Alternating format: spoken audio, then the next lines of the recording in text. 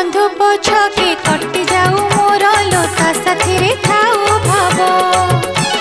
सब बंधु पछके कटि जाऊ मोर लोता साथी रे थाऊ भाव अरुआ चाउल दुब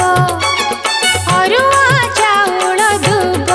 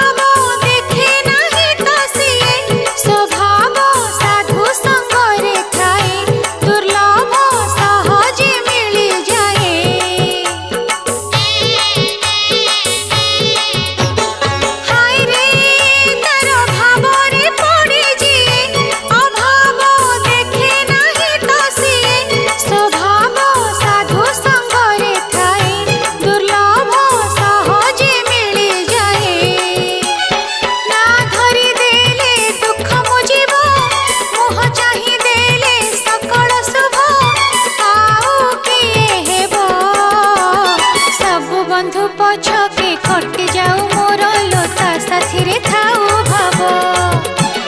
सब बंधु पछके कटि जाऊ मोर लोता साथी रे थाऊ भाव अरुआ चाउल दुब अरुआ चाउल दुब सब बंधु पछके कटि जाऊ मोर लोता साथी रे थाऊ भाव